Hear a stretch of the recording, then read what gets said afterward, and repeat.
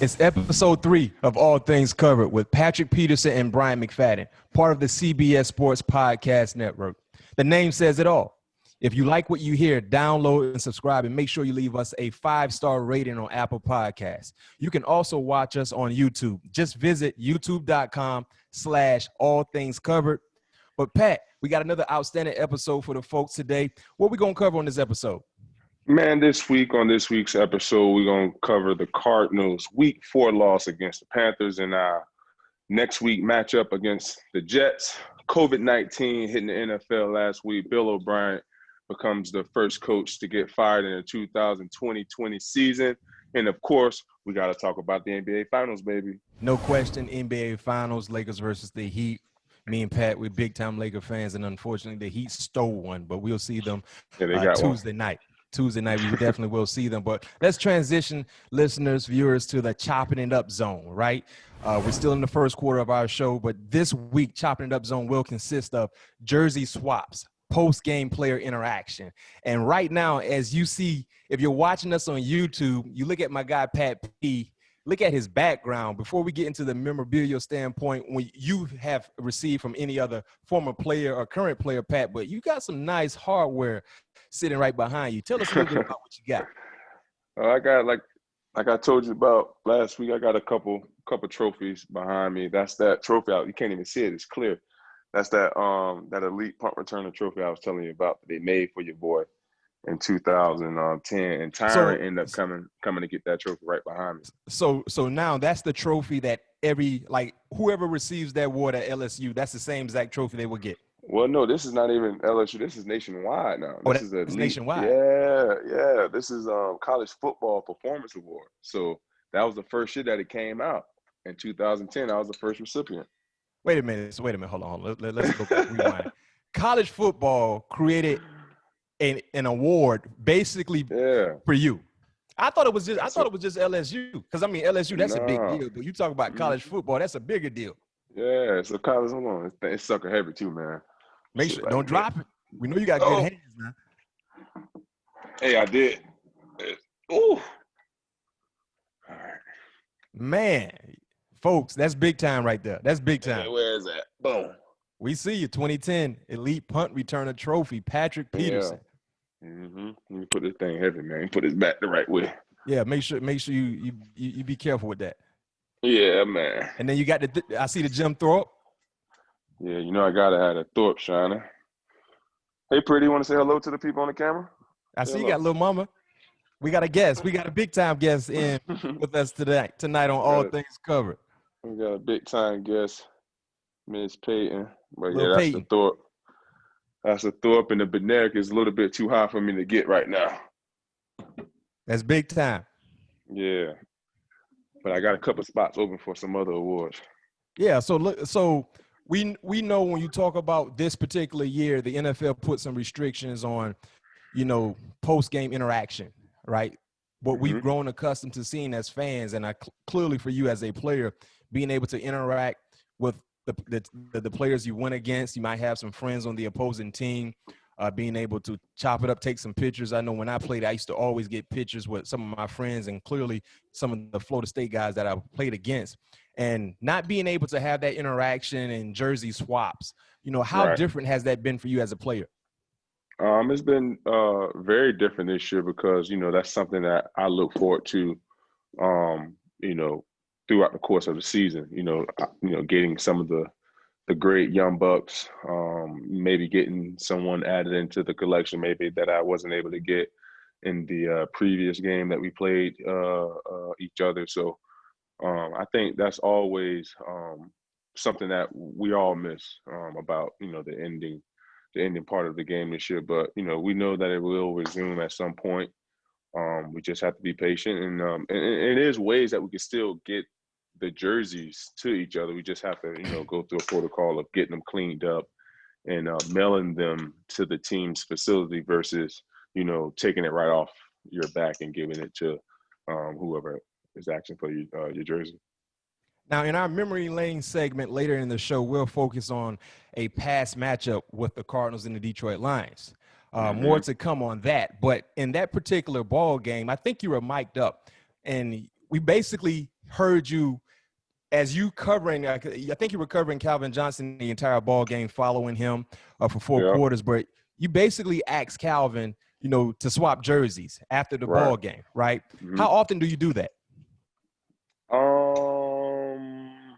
I do that, every so often.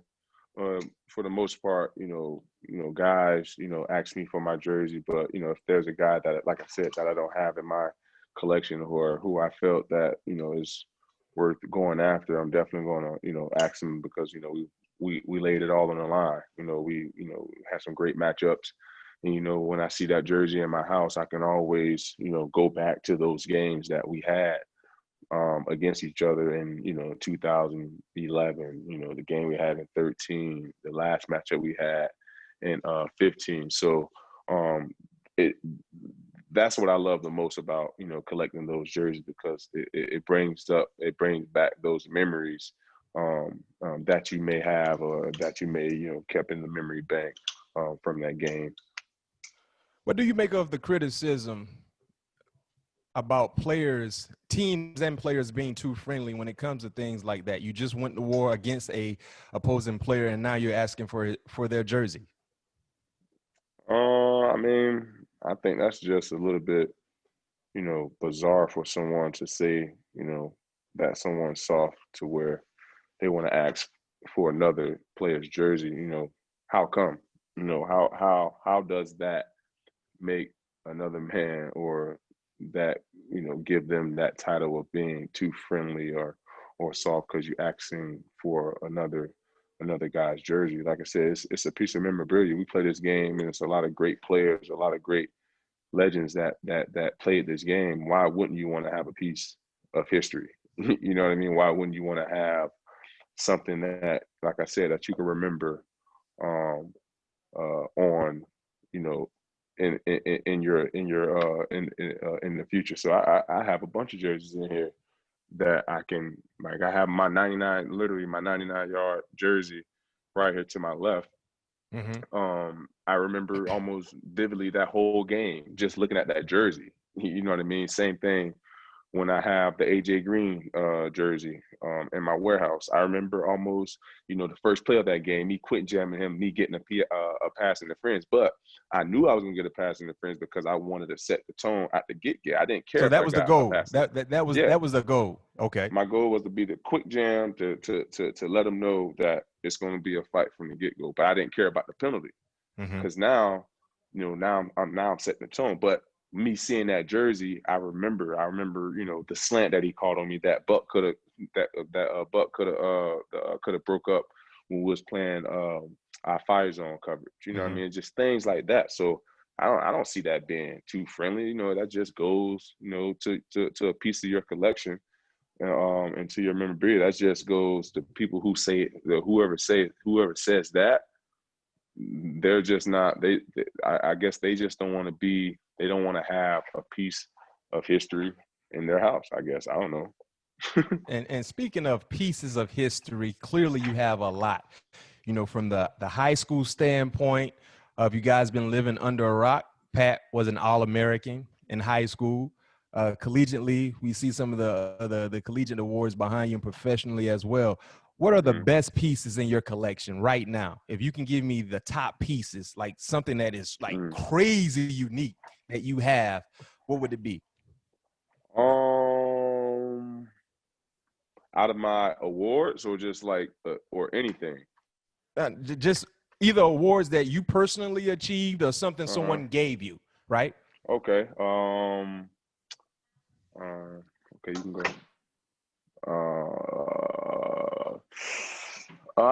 The Thorpe is very dear to me because I was the first one to win that at LSU. That's something I kind of set up for myself. Going there, knowing the history there at LSU, that was definitely one of the main goals that I wanted to achieve going there. I'd probably say that one, but that one in the Beneric, probably my most prized possession, because out of almost 150 years of football, only 3 players were able to collect both of those trophies in one season. Yeah. You know, so for me, that's pretty remarkable. You know, just goes to show the body of work that I put in college, and being able to get both of those awards at that on the college level, it just meant a lot to me, because you know, I knew I would get the Jim Thorpe, but when they called my name for the BMac, I was like, whoa, because I ain't gonna lie, for sure thought Nick Fairley was going to win it, because Nick Fairley had a great year. And you know those type of awards always go to the guys in the interior. Lineman. Yeah, and I had a good year. Don't get me wrong. Like, I had 4 picks. I think I gave up like something crazy, like 13 catches that year. And obviously having the big punt return and the kick returns kind of helped it as well. But I was fairly like I said, I'm not gonna lie, I was fairly surprised when my man David called my name up there when he said the little guy from LSU, Pat P. So I was like, whoa, your boy came in there, got a clean sweep. No question. I remember Big Fairley. Yeah. Big Fairley used to ball at Auburn too. Hey, man, he had a great year that year. I mean, last year they won the Natty and everything. So me and my mom, like, oh, they don't want the Natty. You know what I mean? Although I did win the SEC Player of the Year, Defensive Player of the Year. Yeah. So I guess that kind of, gave me a leg up on him on that side. But I mean, we both had great years, man. Me and Nick, when he was around, I lost contact with him, but we got drafted in the same year. And, throughout the years, our early years in the league, we stayed in contact. So, but like I said, I lost contact with Nick. Very, very great guy. Means nothing but well, and I hope he's doing nothing but great things that he set out for himself in his afterlife of football. So B, talked about my collection, talked about some of my prized possessions. Tell me about your wrestling collection. I didn't know you had a wrestling collection. You got The Rock, you got Stone Cold, you got Undertaker. Talk to me. Man, listen, growing up as a child, as a kid growing up, I was a big wrestling fan. And I think that kind of helped when it came to my tackling, Pat, because I used to watch so much wrestling growing up. My scoop game was real tough. Like my scoop game when I used to wrestle when I was a jit, bro. I get in that waist area. I'm scoopy. I'm taking you to the 12th floor. So I was a big time wrestling fan, and I was a WCW guy for the wrestling fans that are listening and watching us on YouTube or whatever podcast platform. I was a big time WCW guy. So you talk about Ric Flair, the Four Horsemen, Sting, Lex Luger, Arn Anderson, Dusty Rhodes, Tully Blanchard, man, Rock and Roll Express, the Ultimate Warriors. Those were my guys. So when I finally got an opportunity through the game of football to be able to travel, do certain things, and meet certain people, those were the people that I was running to. Now, granted, I got a nice, extensive football collection as well. I got your jersey. I got a whole lot of jerseys here, along with my jerseys, but a lot of my homeboys that I played with on the collegiate level professionally. I will always get their jerseys or get their pictures. We'll take pictures at the end. But for me, outside of the Lombardies that I have, I think my wrestling memorabilia is something that I'm super proud of, because most people would not expect that. Right. So I remember my rookie year, after we won the Super Bowl against Seattle, it was a big time autograph signing in Elizabeth City, New Jersey.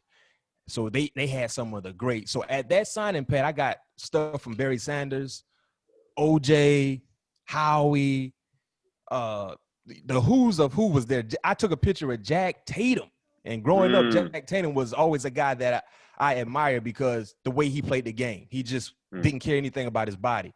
So while we're taking these pictures and while I'm getting these autographs and I did my little booth, you know what I mean? I heard there was a few wrestlers there. So you had guys like Hulk Hogan, the Ultimate Warrior, the who's of who was there. My guy Ric Flair was not there. I was highly disappointed in that. He was not there. But long story short, I got a chance to talk to Ultimate Warrior. Now he's passed. He passed a few years ago, but he gave me a dope picture, right? And he personalized the entire picture, so you really can't see him because he wrote a long passage like he knew me, like to BMac, such and such, great guy, blah blah. Because I sit up there and I chopped it up with him for about 20 minutes before he actually signed it. So then Hulk Hogan was there too, if I'm not mistaken. Hulk Hogan was on the other side. And I was like, yo, you think, since we had this conversation, I felt like I was a part of his in crowd. So I was like, I think it would be extremely, dope for me to take a picture with you and Hulk Hogan. I didn't know they actually had beef in real life. Mm-hmm. So he was like, instantly. So Ultimate Warrior had on a suit, but he had the face paint on. It was weird. It was like he was in character, but not in character. So he was like, don't bring him over here. If you bring him over here, I'm moving the tables. So I thought he was in character. So I'm like, okay, if you're in character, I'm act like I'm in character. I'm like, wow, I think that'd be a great matchup. Okay, I'm gonna go get him. So he grabbed me by my shoulder. I thought it was a nice size corner. You know what I mean? I'm like, I'm about 6 foot, 190, whatever the case may be. I'm a big corner. But when he grabbed my shoulder, he almost dislocated my whole shoulder. Like, wow. So that's when I knew he was legit, because the pain I felt and the intensity in which he grabbed me made me realize, oh, he's for real. They got real beef. No wine, just straight beef. No, so I was like, okay. So I had to really talk to both guys, separately, but that was an amazing experience. And I got a big autograph picture from Ultimate Warrior. I got another big autograph picture from Hulk Hogan. And I got some other wrestling memorabilia as well, because I used to always love watching wrestling. Like, watching wrestling was my thing. And I stopped watching Monday Night Raw when maybe my third year at Florida State, because, we used to have late Monday night practices, so I couldn't really tune in and watch it. But growing up, Pat, please. I'm going to tell you the crazy part about it. So anytime they used to come to Pittsburgh, for the Pittsburgh fans that are listening and watching me, you remember the Mellon Arena before they built the new arena where the Penguins play. Anytime they came to Mellon Arena, I was there. And also, I had the opportunity to go backstage and meet all the wrestlers. And then that one year I was out in Arizona, I remember they came out to Arizona. And, man, Pat, anytime I had opportunity to check the wrestling out live, man, listen, I was there. You was there. Backstage, no question, backstage. But, hey, wrestling really impacted me a lot football-wise, because it helped my scoop game. I was one of the best wrestlers in 6th grade. Not organized wrestling, but street wrestling. My scoop game was amazing. Right. Yeah, my scoop game was amazing. I wasn't on the I like wrestling. I used to like watching The Rock and Stone Cold go at it, throughout the years. But now Scooter, my brother, he was a big time wrestling fan, so he knew all those wrestling moves and all that stuff like that. So he was kind of the one that kind of kept me not in tune, but kind of involved from afar. Because I think you said because when you was growing up, it was WCW. Yeah, I think when we was going, it was WWF and it was WWF, something like and that. then they changed it to WWE. It's now WWE. But at one time they were competitors. There was WCW and WWF. You were either with one or against the other. And I remember one time they had like this big lottery to where you remember when they first had broke up, because I remember Smack was on Thursdays and the Monday Raw was on Mondays. And I remember Vince McMahon was over the Monday. Because he was head of WWF. Yeah, and his daughter took over the SmackDown or Triple H or something like that. Yeah, she ended up marrying Triple H. Yeah, they end up having like this big draft, and that's how they end up deciphering who was with which company. Yeah, I mean. NWO was a part of WCW, and eventually WWF created Degeneration X. Yep, I remember Generation X. No question. Yeah, so that's something I'm proud of, but I got a lot of football memorabilia as well. But my wrestling memorabilia is something that I'm extremely proud of, because most people would not expect that, to say the least, right? So, that's something that I'm extremely proud of. Now it's time for Cardinals Check-In. Every week, we get an opportunity to check in with Pat. Talk to Pat about the previous ball game and the upcoming matchup. Week 4 recap consists of the Arizona Cardinals traveling to Charlotte, North Carolina to play the Carolina Panthers. Unfortunately, it was a loss, the second straight loss coming from the hands of the Carolina Panthers, 31-21. Pat, I got an opportunity to watch the game for 4 quarters. You played in the game. Give us a little bit about what went wrong on Sunday. Just tackling for the most part. They hit us with a lot of mixed direction things. So just getting our eyes in the right place. And as far as from the offense, from the outside looking in, it just looked like we were never in sync. Just could never get out of first gear for the most part. And special teams, they obviously did what they had to do. Giving up that, accept on the exception of giving up that block punt in that game. But overall, it was just not an overall good performance as a team. So we just have to go back to the drawing boards. Go back to the drawing boards. Every man have to look themselves in the mirror and find out what they can do to help contribute into W's. Instead of L's. So we have our work cut out for us. And every season you face adversity. And it's going to happen at some point.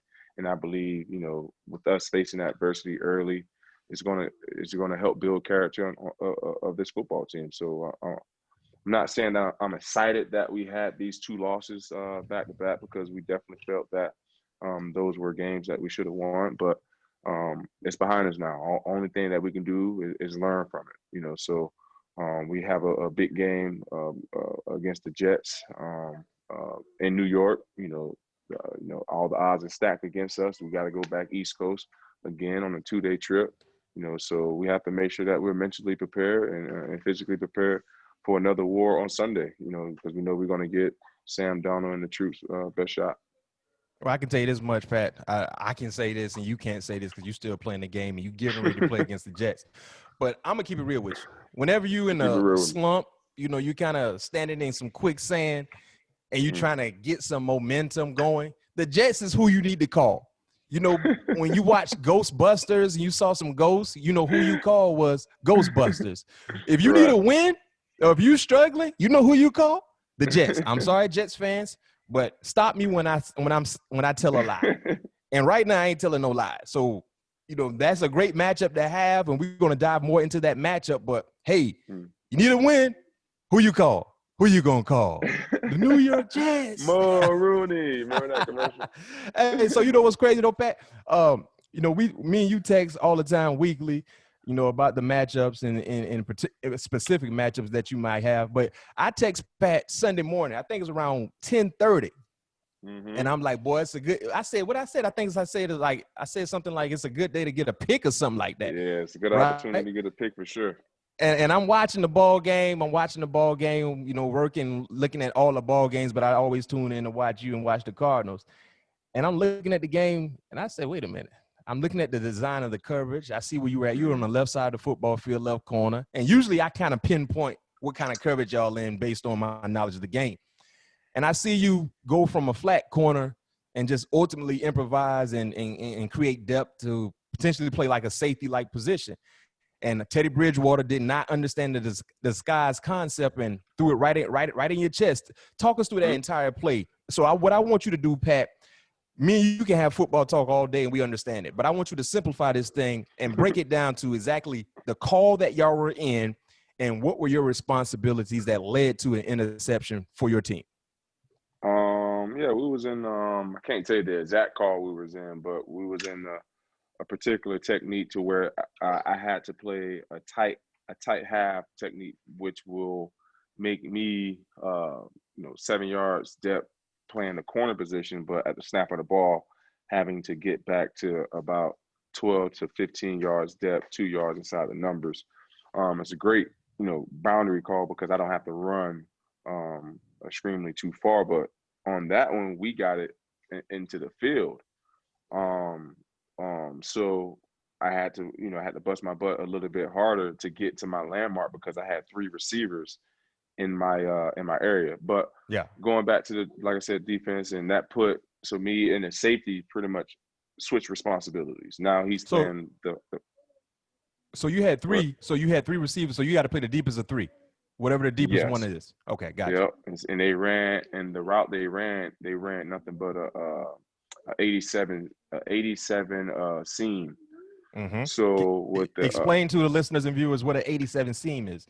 So with the 3 receiver side, the Z receiver ran. He ran the big post at around about 18 to 20 yards, and then the tight end, which is considered the Y, he ran the 7 route, which comes around about 15, just under the 8, so they can kind of create that window and kind of put the corner in the bind. But we was in a perfect call for that route combination, and the slot receiver just ran a seam, which the Mike linebacker was running up the seam with, so I didn't have to too much worry about the seam route. But like I said, I knew I had to bust my butt and get great depth to where I can get my eyes back on Teddy and also dissect the route. And I saw him set up. I saw D lineman, I believe it was Zach, who applied pressure, and he didn't see me get back into that tight half technique. And like you say, he threw it right to me. I wish I had about 2 more feet of inbounds to work with, because I definitely would have took that to the house. Wasn't nobody. You gonna try to get in the paint? It wasn't nobody in front of me, because it was everybody. It was 8. It was. Oh yeah. You're right. 3 receivers, and the other receiver on the back end ran like a post, and the back flared. Teddy got hit when he threw the ball. Yeah. So it wasn't nobody in front of me. And I know you're not letting Teddy tackle you anyway. No. Teddy can't tackle me, man. I can't let that happen. Hey, you know they come in bunches, so get ready this week. Because like I said, who you gonna call? New York Jets. Man. Yes, sir. Maybe Uncle Sam can throw you one this week. Sam Darnold. Man, I need one. Talking about momentum, and I tell people this all the time, especially fans, right? Momentum is a funny thing. You don't see it, but you feel it. And at that point, when you talk about getting the interception, y'all were down 14-0, and that interception led to the first scoring drive for your offense. Talk about the momentum, the change of momentum that happens for a team when you create turnovers. I mean, the momentum is big, especially at that point of the game, being down. We needed a spark from someone, and that someone needed to make that play and ignite the team. And unfortunately, it didn't ignite us enough to go on to win that game. But it did. We did get points out of that interception. So that was huge. And as you know, anytime you get points off a turnover, that's always big, because that helps that turnover margin and your minuses and pluses. So we just want to as a team, we just have to go back to the not necessarily go back to the drawing board, but just understand on who we are. That when we line up and play football teams and go out there and play on Sunday, we just can't expect to roll out and just out talent and outplay someone. We have to execute the game plan. We have to be in tune in our assignment, and then when we continue to win ball games, then that's when that mentality is able to be created. But we have to be able to, create that mentality by going out there winning ball games. And in that call, you basically played corner and you played safety. You guys had to deal with a lot of injuries in the secondary, primarily the safety position. And one player that I thought would have a huge impact defensively was first rounder Isaiah Simmons. I think he was selected number 8 overall by the Cardinals. And fans have been a bit curious about his role. Is he a linebacker? Is he a safety? But we haven't really seen the impact that we thought we would see when you look at what he did at Clemson, throughout his collegiate career.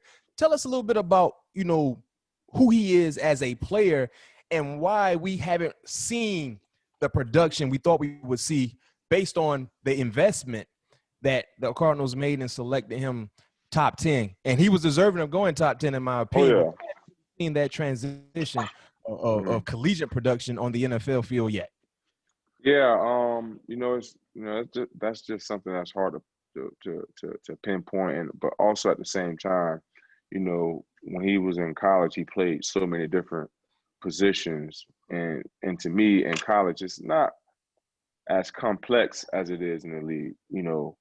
Him not having an off season to be able to really find out what position will be good for him versus doing the virtual meetings and things like that. And also,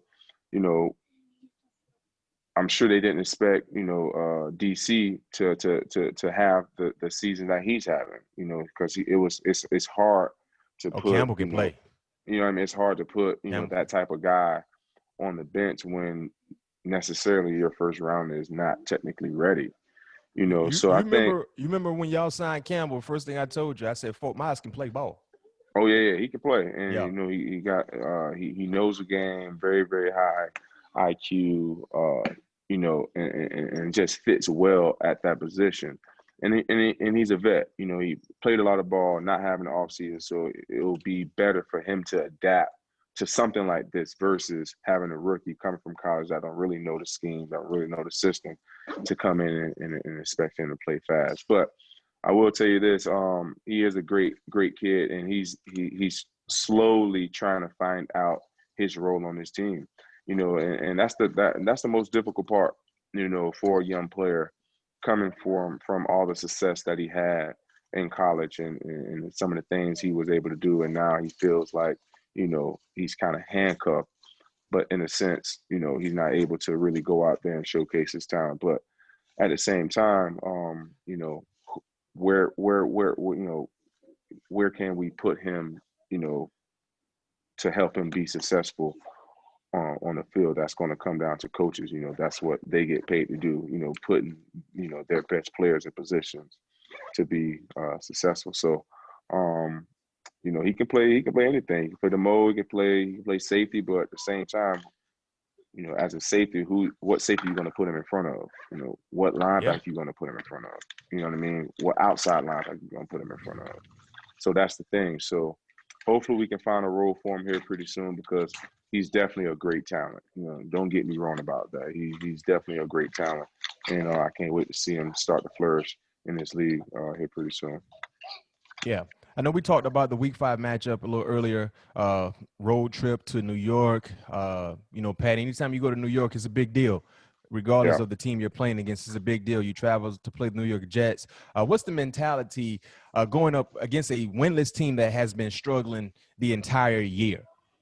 Man, honestly, for us, we lost 2 games ourselves, so we trying to get back on the winning side of things as well. We know last year, I wasn't on the team. I wasn't, on the team throughout this part of the season, but at this time we was 0-3-1. Yeah. And not being a part of the team at that time, I knew what it felt like, going to practice each and every day, because you putting all you can into getting W's, but it's just not happening. So they're going to be desperate. They're going to give us their best shot. We understand that we can't fall into the trap. If we know we're a good team, we know we're supposed to go in there and win. We know we're supposed to go in there and dominate.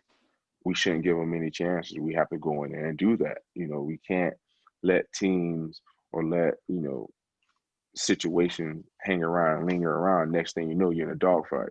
You got to go and set the tone from the get-go. And I believe that's what happened, to us the last 2 weeks. Is just we could have put those games away, in my opinion. I mean, we started off slow in the Carolina game, but the Detroit game, we definitely could have put that game away. But we let those guys hang around, and not winning the situation of football.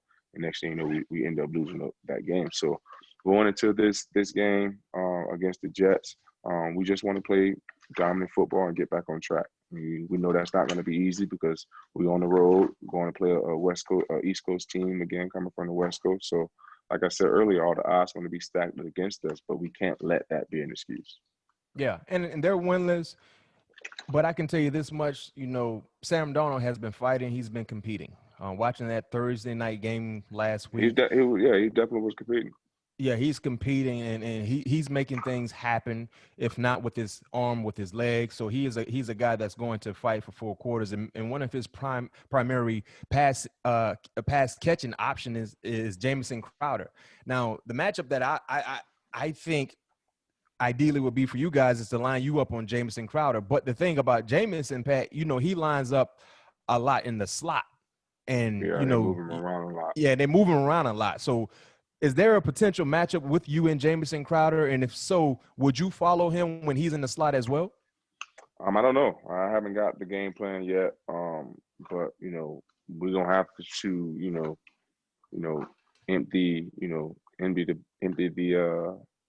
empty our toy box, our toolbox. We have to go all out, to stopping teams at what they do best. We can't let teams, beat us at what they do best. We have to take away their best opportunities, and hopefully they have a good counter and that they can fall back on. And if not, we have to continue just sticking to playing fundamental football that's going to help us get us out of downs. So, we'll see what happens. It's going to be. I guess I find out tomorrow because that's when the game plan goes in. So as of right now, I really don't have a clear indication of who I may be traveling to. Well, that's a cool nugget for fantasy owners that potentially may consider using Jamison Crowder this week. You got to consider that if you put him in your lineup, you don't know how productive he will be when you got P2, Pat Peterson, follow him. So I guess we got to wait and see. We got to wait and see what the game plan holds for the Arizona Cardinals on the defensive side. Now it's time for Around the League, all things covered. This is where we visit all the big-time topics around the National Football League. And clearly, the elephant in the room has been COVID-19. The concerns further hit the NFL this past week. We saw a postponement of the Steelers-Titans game.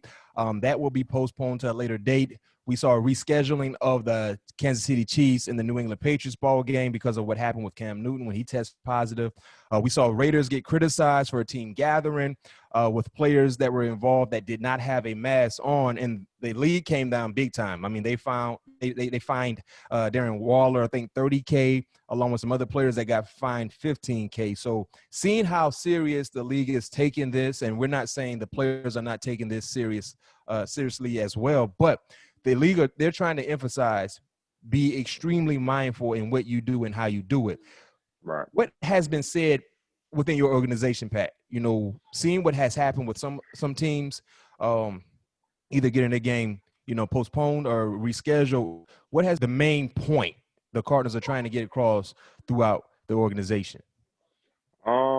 For the most part, we haven't had any, situations like that pop up in our locker room, any team gatherings or things like that. But the message for the most part is just, come to work, do what you need to do as far as your body work and treatment, and maybe like small miscellaneous things like, picking up food to go and go home for the most part. And that's what guys been doing, just being extremely smart and diligent of other people's well-being, and that's what it's all about. Knowing that this is much bigger than your household. You have other households that you have to take into consideration as well. So for the most part, our team has been extremely precautions about all protocols, and we're just doing the best that we can do to stay out of the way. Outside of the COVID-19 issues, there's been a lot of big news, throughout the NFL. And let's transition to the AFC South, the Houston Texans. They just fired Bill O'Brien, right? Yep. And many people they've been calling for Bill O'Brien's job for quite some time. If you're a fan of the Texans, clearly you have. If you're a football fan, you might have been calling for his job as well. But hearing the news about Bill O'Brien, Pat, and you have no ties to the Texans. Right. You've played against the Texans, throughout your professional career, but you have no personal ties. But you play with a guy who used to play with the Texans, and DeAndre Hopkins. Yeah. And if it wasn't for Bill O'Brien, you wouldn't have DeAndre Hopkins as a teammate. What are your thoughts about hearing the news about Bill O'Brien getting the axe? Oh man, I was, like you said, obviously you're hearing people calling for his job for years, and not able to get over the hump out of the first round of the playoff, and people thinking him sabotaging the team, giving away your best weapon on offense, just not, in their opinion, just not making smart moves they felt that was in the best interest of the football team. But to me, it was a shock that it happened this early, honestly, especially coming off a division title last year, if I'm not mistaken. But it's a weird year. It's far as trying to get everybody in sync. Not making that an excuse, but it's just been a difficult year, and trying to get going through some of the things that those guys went through in the off season. That can play a big role into the locker room as well. So Obviously, the ownership felt that he wasn't doing a good enough job of, controlling and keeping the team together, and they called for his job. So, obviously, the ownership obviously going to always do what they feel that's best for their team and their organization, and they felt that the time was now. We're talking about the ownership not believing or feeling he's doing a good enough job. They were 0-4. Granted, it was a tough stretch for them to start the season off. Yeah, I felt they like got they one would of the start toughest. off 0-4. Yeah, right. They had some heavy hitters in their first 4 ball games. But outside of the losing record, let me feel you get a little bit about Bill O'Brien as a head coach for the listeners and viewers that are watching us or here on All Things Covered. Overall record 52-48. He won 4 AFC South titles. But the thing that has really hampered and, forced a lot of criticism for Bill O'Brien is he traded away Jadeveon Clowney, who was towards the end of his rookie contract. Remember, Clowney was the first overall selection a few years ago. He traded away Jadeveon Clowney for 2 players and a 3rd rounder. So he basically got a 3rd rounder in return, and they ended up flipping that 3rd rounder for Gary Conley, corner from Oakland at the time. So they got Conley back in return. And then he also traded away 2 first-rounders and a 2nd rounder for Tunzo and Kenny Stills. And the straw that broke the camel back. Most recently, when he traded away D-Hop, an elite wide receiver, still in the prime of his career, for a 2nd rounder who he ended up flipping for Brandon Cooks and David Johnson, a guy who you used to play with, who has been often injured, more injured than healthy. So before I let you take the mic, Pat, let me read these numbers off to you. Listeners as well, let me know if this trade made sense. Now, granted, given the circumstances, it didn't make any sense, but let me give you guys some stats to back up my point, and the same for viewers. D-Hop right now, Pat, I looked up the numbers. I know it's still early in the year. A lot can change, but D-Hop is 4th in the NFL in receiving yards, right? Roughly under 400, 397 to be exact. Basically the player you got in return for DeAndre Hopkins, David Johnson. I know Texans fans going to jump on me for even bringing this back up. He's ranked 26th in the league in rushing yards, not even 200 yards in 4 ball games, 197 to be exact. So all of these things added up to the firing of Bill O'Brien, not to mention being 0-4. But you play with D-Hop. Has D-Hop said anything about that relationship that ultimately led to him coming to the desert? No, man. He don't speak about as he called it, his old team at all. Well, you know the old saying, right? If you don't have anything good to say, don't say nothing at all, right? Exactly. So, and that's the way I take it. So, he never talks about him, never bring him up. He's happy to be in the desert, and what I'm assuming is obviously the past is the past in his mind. And no question, and you're happy that Bill O'Brien had the guts to trade DeAndre Hopkins to you guys, because clearly the Cardinals are reaping the benefit of his outstanding skill set. I mean, me personally, I think it's a little too late, because you fire Bill O'Brien right now. You look at some of the transactions that I just read off to you guys. His moves will be felt throughout that organization for years. Oh, yeah, at least 3. Yeah, no, might even be longer than that. The one good thing he did was sign Deshaun Watson to a long-term deal. But when you trade away multiple first-rounders and a 2nd rounder, that's how you build a program.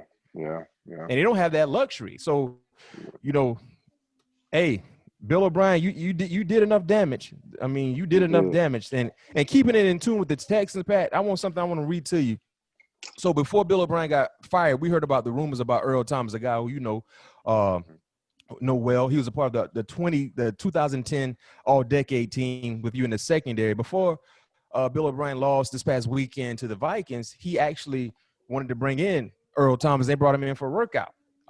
But the signing didn't happen. So CBS Sports reports, because numerous Texans players expressed their displeasure about bringing Thomas into their locker room, team sources said, ultimately convincing coach, general manager. Oh, yeah, by the way, if you didn't know, Bill O'Brien was the head coach and the GM altogether. He backed off. Have you ever heard of anything like this, right? Based on what happened at his last spot, his last team, Baltimore, whatever happened clearly has not been positive for his future. Have you ever heard about a player, other players basically don't want a guy in their locker room because of his image and his personality? And granted, Earl Thomas still got some quality years left to be played, I think. But have you ever heard anything like this before? No, man, I haven't. And, you obviously hearing some of the, stories coming out of what happened with him in Seattle and now going over to Baltimore, that stuff seems to kind of starting to follow him. And, that's not a good look because Earl is a hell of a player, man. No question. They're just not handing out all decade award. Earl he's definitely earned that. And the way he plays the game and the way he attacks the game, he definitely deserves to be on a football field or on somebody's football team. But I guess, his antics and, his locker room presence is kind of rubbing people the wrong way, evidently, because he's not on a team right now. So, I'm sure Earl did some soul searching. I don't know him on the personal level like that, but I'm sure, he's done some soul searching and know that he, damaged some relationship and looking forward to trying to repair those, because I know he loved the game. I know he would do anything to get back on the football field. So, it's going to come down to what team is going to give him a shot and how much have he learned from, this whole mishap and experience that he's going through right now. Do you believe he will get a shot? This year, I think if enough safeties get hurt, I think teams that are in contentions won't have nothing but an opportunity to get you. All right, we at the halfway point, halftime point in all things covered. Patrick Peterson, Bryant McFadden. We'll be right back after we get some Gatorade and eat some oranges. Now that we're back from halftime, we're going to jump into the NBA Finals. Jimmy Butler had an all-time performance in Game 3 last night.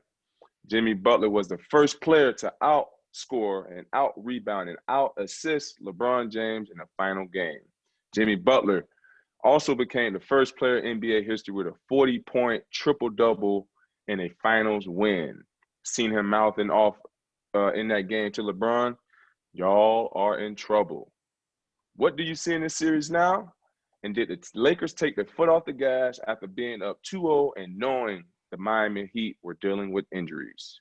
I think so. I think so. I'm a big-time Laker fan just like you, Pat. And we often see this with the Lakers from time to time where they just come out and be lackadaisical. I mean, if AD has that dog mentality, and the same can be said for LeBron, we won't lose. Right. Especially to a short-handed Miami Heat team. But they start off a bit slow. The Heat got to a double-digit lead early in that ballgame in the first quarter, and that kind of set the tone for 4 quarters. So do we have a series now? Yeah, I think we do because they won't get Goran Dragic back, but they're going to get Bam back, right? And we know what type of player he is, especially if he's healthy enough to go, right? And I think if he is healthy enough to go, he's going to play, and I think he will play in Game 4. So, yeah, we have a series now because that was the most important ball game for the Heat. I think they couldn't afford to go down 3-0. Hopefully AD and Bron, they come out like some leaders and have everybody follow their footsteps because you can't afford to allow this thing to get 2-2 because now they believe they can beat you. Right, exactly. I agree. So when you look at the matchup, Pat, let's say hypothetically speaking, right, if LeBron does not win the finals, what does that do to his image? Now, before you answer that, are you one of those individuals that believe LeBron is the best NBA player ever?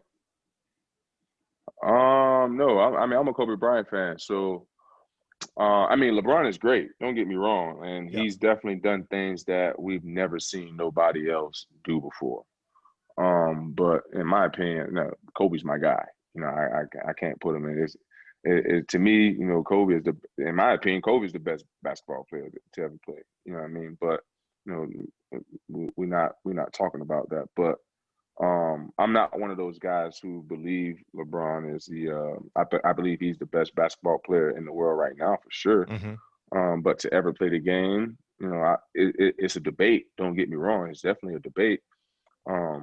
but I don't think he's the greatest player to ever play the game right now. Yeah. And what happens if, I hope this does not happen, but clearly this would be a talking point. What happens if they don't win the finals? What would this do to his image, you think? Man, I think this is definitely a finals that they should win because they're definitely clearly the better team, better clear cut, talent wise, athletic wise, they definitely should win. But anything like LeBron don't beat is not successful, and it's gonna be criticism behind it, and I don't necessarily see it as a. I mean, it will be a failure losing that, but hell, stuff happens. You know what I mean? And sometimes some teams, especially in a 7-game series, you might figure something out, in a game or in throughout that, series, and that's the beauty of playing in the NBA finals or NBA series in general, because you get an opportunity to play that game, play that team, at least four games. You're guaranteed 4 games, and everything after that is a bonus. And when you get to this point, it's the best 2 teams in the league, so you're going to get each team best shot in the previous, whatever happened in the previous game, they're going to try to take that away. So we definitely, like I said, I thought we were winning in 6. I think we have a series now. I think Lakers win the next one, go up 3-1. Heat win game 5, go Lakers still up 3-2, and then we close it out in game 6. Well, talking about the NBA finals, talking about the Lakers and the Heat, we're big time NBA fans, and I know a lot of you guys are the same that are tuning in, listening, and watching us. And one thing about the NBA, since you create the bubble, they've been extremely vocal in non-basketball issues, right? Injustice issues that have been going on with people of color, politically, trying to encourage people to vote. And with the election less than a month away, Pat, I know you've been extremely vocal about your opinion and trying to encourage people to vote. But what has that done to the Arizona Cardinals? Has that been a talking point when you guys are not involved in the weight room or meeting room or in the practice field, trying to encourage others to vote or inquire if people are thinking about voting? How has this year, what has been the change in this year compared to any other year when it comes to, granted, the election is not every year, but you've been in the league for quite some time. You've been in the league when the last election occurred. Talk about the difference in the last election compared to right now. Honestly, just bringing more awareness to, the situation and making sure guys understand the power that they have in voting. Not only the power that you have in voting, you also have to, be educated and know what and who you're voting for. You know what I mean? So that, I believe that's the biggest thing. I believe that's what brought, it more to light on being more educated on elections now versus just going out and voting for someone who you don't even know their background about. You don't even know who, the senator may be, the mayor, judges. I mean, the list goes on. So just being more informed, and that's what Mr. Bidwell has done a great job of creating, things to make sure that guys are getting registered to vote and making it possible for other natives in the Arizona community, making it possible for them to vote, and also having open the stadium up for poll voting. So, I believe he's doing the best that he can to make sure that not only his team but the community is in tune with this, and we can do our best part to help this country to become a better place. Yeah, Chris Paul stated that over 90% of NBA players have registered to vote. Do you have an idea what that percentage would be in the NFL? What percentage of players have registered? I'll probably get back with you with that next week. I have to do some digging and see if I can what I have to do to find that stat. And one thing that I say when it comes to voting, regardless of who you believe in and who you're voting for, you should exercise that right. But if you're an adult and you pay taxes, you better vote. You damn, no doubt about it. Because I can tell you this much: when you see all these different taxes coming out of your check, and you still feel like voting is not a big deal, that's one of the reasons why you can vote, because they take taxes away from you. I mean, not necessarily saying that should be the only reason, but clearly, man, when you see what Uncle Sam is doing to your checks, man, especially if you got a big check, and depending on where you're living at in the country, they're taking 35, 40%, whatever the case may be. Mm-hmm. You should go out and vote. And another thing you talked about, Pat, that I would like to emphasize is just being able to, educate yourself, being able to be more knowledgeable about voting and who you should vote for and doing your research. It's not just about, voting for the president of the country. Locally, right. voting for people locally that can change your area for the better. If you feel like things should be done differently, that's your opportunity to vote and try to create change. So being able to educate yourself is the best way possible to feel comfortable. Right. And there are many different outlets of trying to find ways to educate yourself. I know I downloaded an app called Politiscope. It's very, very informative about what's going on throughout the country. So research and find ways to educate yourself, because there are different things, different outlets and platforms for you guys to use to be able to educate yourself. So that's definitely a cool thing you guys are doing, and Mr. Bidwell is doing out there in Arizona. And when you do some digging, Pat, I would love to hear the percentage of NFL players that are registered, because 90% in the NBA, that's big. Yeah, that's big.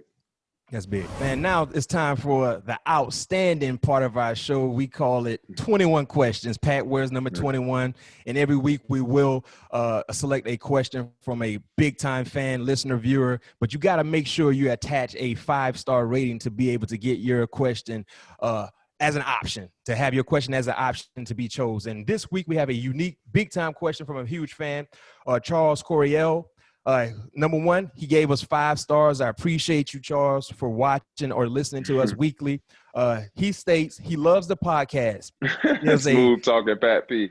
No question. Hey, he said he loves the podcast. It gives a more natural, smooth talking Pat P than media post-game interviews. No question it does. But he got a question for you, Pat P. How is it to defend Julio Jones? He said, you guys have had amazing battles throughout your careers, collegiately and professionally. It's impossible to neutralize him, but how does Pat P game plan for Julio? Is there anything that bothers Julio? Any way to get him out of rhythm? Thanks. Appreciate you, Charles Coriel. Well, I can tell you, when we was in college, the one thing I used to do, I used to call over to the Alabama equipment room, and I used to tell him, man, that size 13 that Julio is wearing, make sure you send him to our locker room. I should just tie him up for him, so he couldn't run. That was the best opportunity I had, so he couldn't run past. Wait a minute, you did? Is this legit? No, I'm just messing. Nah, man. The best way to defend Julio. I mean, it's tough because Julio is so great at so many things. He's big, he's strong, he can create separation. He can catch in traffic. He can make all those acrobatic catches. It's tough to say that he's guarded. You know what I mean? He can catch the ball any way of direction. But for the most part, I believe you have to stay physical. I believe that's the most thing you have to do with any receiver. Most receivers don't like getting touched. I don't care, how good you are. Most receivers, if you ask a receiver which outlet they rather have, a corner that's 7 yards off or a corner that's 2 yards in front of them. Every receiver in the world is going to say the corner that's 7 yards off, because now they don't have to worry about trying to maneuver around this guy into getting into his route. So I believe just being as physical as you can with him for the entire game, and after that, if you can't be physical, just pray. Hey man, listen, they don't make them like that often. No, I mean, man, Julio, he's definitely one of a kind, man. No question. And you guys have had, like you said, SEC battles and then NFC battles as well. Man. So I mean, you guys were in the same draft. Yeah, right? Man, we battled 3 times in college and 3 or 4 times in the league. So it's been an ongoing battle, and I cherish that, because that's something that goes back when we was freaking 17, 18 years old. Now we're here, we're 30 years old, 12 years later. still going at it. The same thing with AJ Green. I had an opportunity to go up against him twice in college, and the same thing in the professional league as well. So those are the type of things I love about going back to the beginning of the show, talking about those jerseys. That's what I love about collecting those jerseys, having that memorabilia in my house. It takes me back to those great, memories that I can fall back on by looking at a piece of cloth. Hey, that's big time. That's big time, man. Got some SEC love right there. Yes, sir. Two iconic individuals still playing at a high level from the SEC West. Man, I appreciate you, Charles Coryell, man, for giving us a big time question to Pat P. Like I said, listeners and viewers, if you would like to give us a question, make sure you attach a 5-star rating on Apple, and we'll answer your question here on 21 Questions. Thank you, everyone, for listening to the third episode of All Things Covered. If you like what you hear, make sure to subscribe and follow and leave 5-star ratings on Apple Podcasts. We'll be right back with you next Tuesday, where you can expect All Things Are Covered. Peace. Peace.